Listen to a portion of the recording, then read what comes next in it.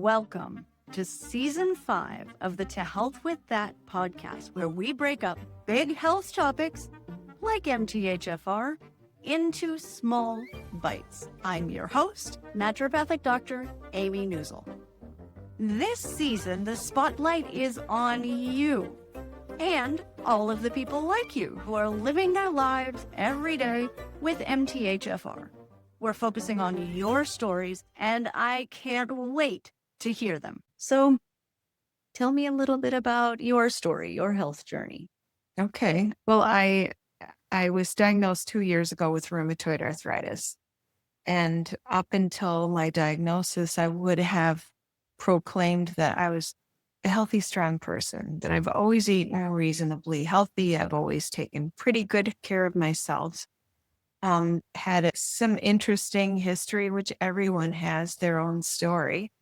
But my first husband died of an autoimmune disease nearly 10 years ago now.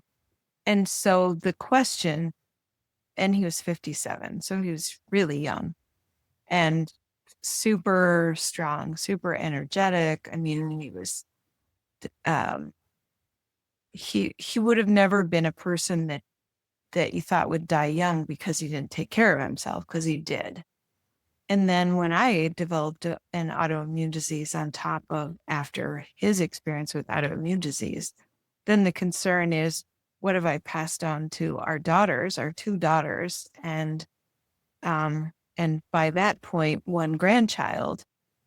You start asking the question, like, what have I passed on that are bad genes versus just good genes?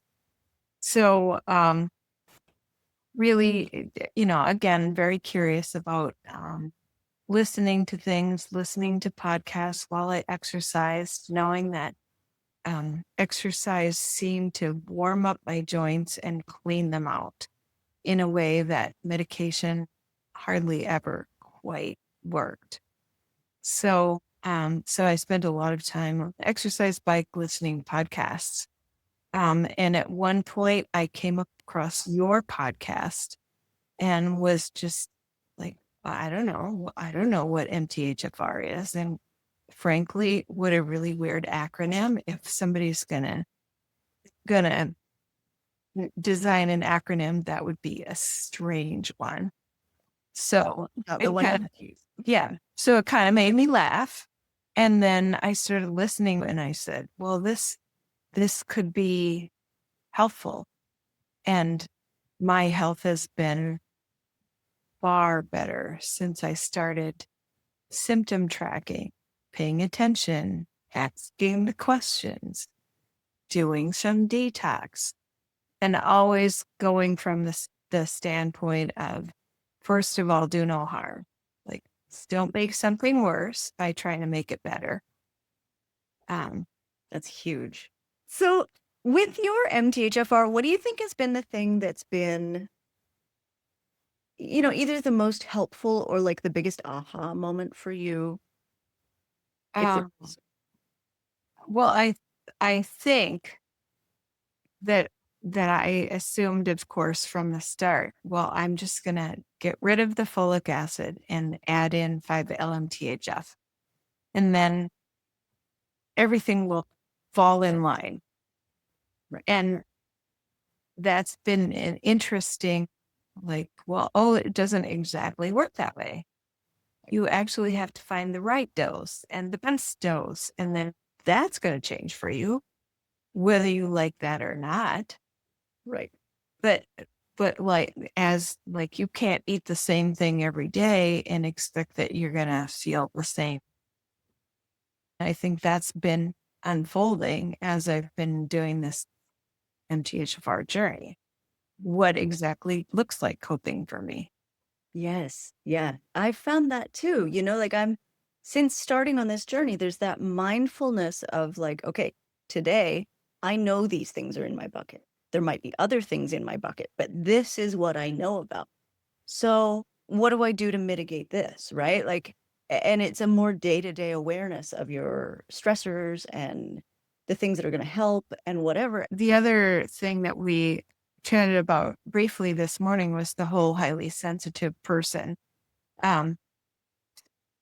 designation, understanding, acceptance to just say, I don't have to commit to everything that I can do because I can't do everything well without getting crabby. And so if that makes me crabby, then I have to, dang it, I have to accept that there's less than that I can do if I want to do it well and feel good about it. That's exactly it. And, within an MTHFR community, there are so many people who are highly sensitive. And for me, it was a game changer too. Even though we MTHFR people like to go be above and beyond. I mean, there's like this huge component of perfectionism that I would say is probably not 100% of MTHFR people, but a great deal of us are super driven to be super at whatever it is we do. Exactly. Like, I'm not going to commit it to this unless I can do an awesome job.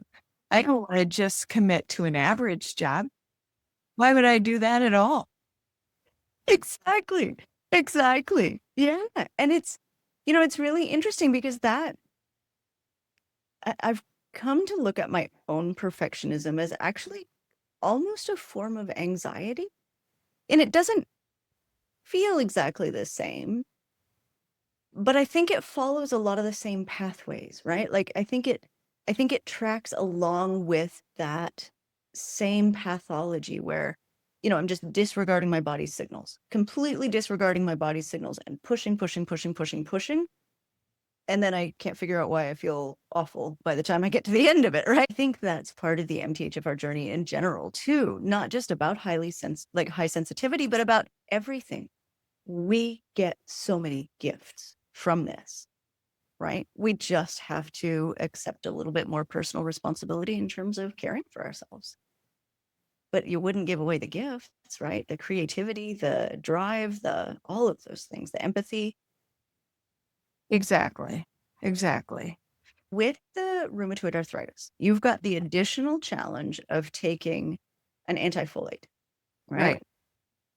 So tell me a little bit about that.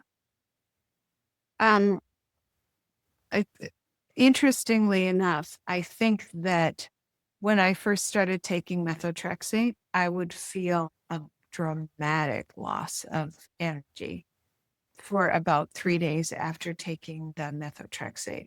And it just was like you're riding this roller coaster and boom. Yeah. And I would think, well, because it's an anti-metabolite, it's going to slow down my metabolism, and that's a normal response. I always said, well, I seem to tolerate it just fine. But until I started taking an adequate amount of 5-LMTHF with it, because of course my doctor prescribed folic acid to take along with it. And I was taking that every day for, the first a milligram of folic acid extra on top of my vitamins, extra on top of supplements, extra on top of everything. It's interesting because instead of this energy level drop that I used to get, I feel completely fine and maybe even better, maybe even less stiff, less achy. So I think the medication is finally doing the thing that it's supposed to do. And it's almost like, oh, this is good for me, my body, but I seem to have found a way to make friends with it. Yes, that's huge. Has there been anything that you found especially difficult about this journey? I mean, there's a lot of changes, right? Like I changed the way I eat. I changed the way I care for my body. I changed the way I, do just about everything. Yeah. I would say the most difficult thing is the symptom tracker. Okay. So wait, show it again, Betsy. That's awesome. Oh, the symptom tracker. So good. Yes. So as much as this is like wonderful that, I put in a bunch of data, and I think it has been super helpful. Let's go to the next page. So I'm going to say But honest to goodness, the symptom tracker has been the best thing and quite clearly the hardest thing. Yeah. And if you ask somebody, like, really just keeping track of your symptoms is the hardest thing about this, I'm going to say yes. Because I don't go back to it often enough. And then when I look at it and I realize, oh, well, that's a clear story. And it's almost like, why did I not see that? No, yeah. If you would have asked me what I thought the hardest thing might be, I would have thought that it would be giving up foods that contain folic acid. Like that would be hard, but it just hasn't. Can you think of anything else that you think might benefit listeners, or somebody else might want to? Well, I would say that I think that the knowledge is power, and if you have a condition like MTHFR, it's by no means a death sentence or a sentence to depression or anxiety or autoimmune disease, because it can be managed, it can be balanced, it can be a gift. I completely agree. And I think, honestly, at this point in my life, I can see how much the gifts have outweighed for me the detriments. Yeah, it brings a lot of clarity. So, Betsy, thank you. Thank you so much for listening this week. If today's guest consented to share the full-length interview on YouTube, then you can find it on the channel at To Health With That, TOHEALTHWITHTHAT. If you would like to share your MTHFR story, please sign up on the scheduling link in the show notes. I would love to talk with you. Thank you for listening.